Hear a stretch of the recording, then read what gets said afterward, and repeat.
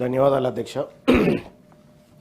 317 GO చాలామంది ఉద్యోగులను ఆందోళనకు మనోవేదనకు గురి చేసింది అధ్యక్ష.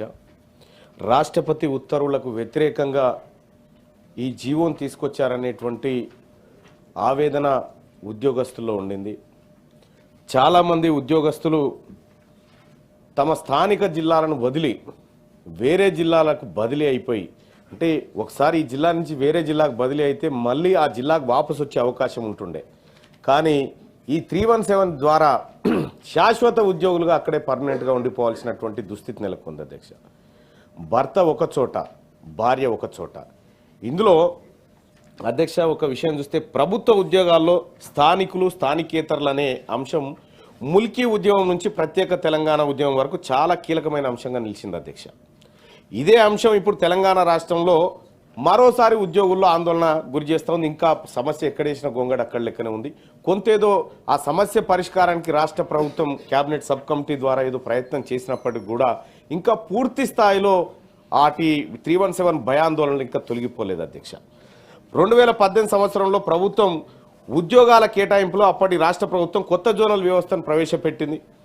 రాష్ట్ర విభజనకు ముందు వరకు తెలంగాణలో మొత్తం 10 జిల్లాలు జోన్ 5 జోన్ 6 కింద ఉండేటి అధ్యక్ష.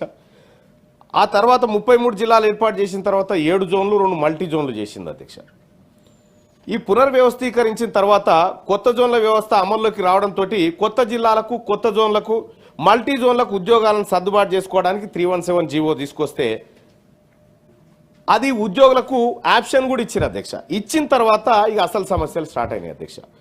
డిమాండ్ ఉన్న ప్రాంతంలో ఖాళీలు నిండిపోయినాయి. సీనియారిటీ తక్కువగా ఉన్న వాళ్ళకు మాత్రం ఆ ప్రాంతంలో అవకాశం దొరకకుండా పోయింది అధ్యక్ష.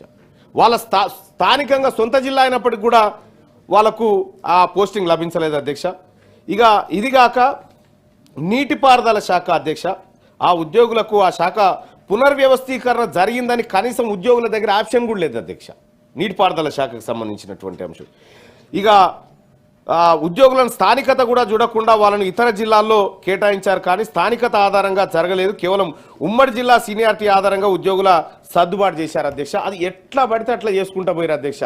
గతంలో మరి ఆ ప్రభుత్వానికి ఎవరు సూచన చేసిరో ఎవరు ఏం చెప్పిరో కానీ 317 ఒక తెలంగాణ ఉద్యమాన్ని తలపించే విధంగా ఉద్యోగుల్లో తయారైపోయింది అధ్యక్ష.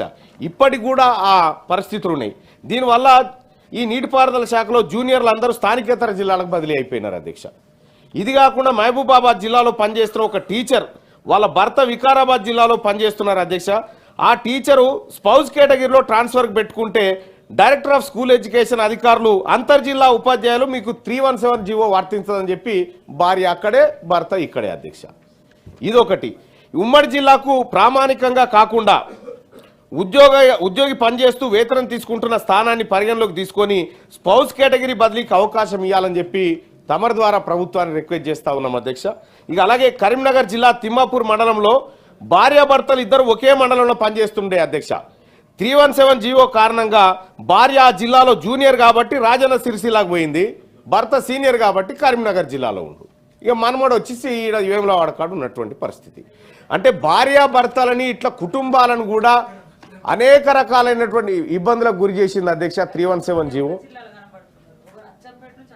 అచ్చంపేట నుంచి ఆదిలాబాద్కు, ఒకరు ఆదిలాబాద్ నుంచి ఈ వనపర్తి జిల్లాకు ట్రాన్స్ఫర్ అయ్యారు అధ్యక్ష. ఈ రకంగా ఈ ఉద్యోగుల బదిలీ వ్యవస్థ ఏదైతే ఉందో 317 ద్వారా అది సరైన విధానంలో జరగలేదు. సో గత ప్రభుత్వం చేపట్టినటువంటి ఈ పొరపాటును ప్రస్తుత ప్రభుత్వం సరిచేసే అవకాశం ఎంతవరకు ఉంది, ఎప్పటిలోగా చేస్తారు, అసలు 317 బాధితులకు ఈ రాష్ట్ర ప్రభుత్వం ఇవ్వబోతున్న భరోసా ఏందనేది తమ ద్వారా నేను ఈ ప్రభుత్వం ఉంది.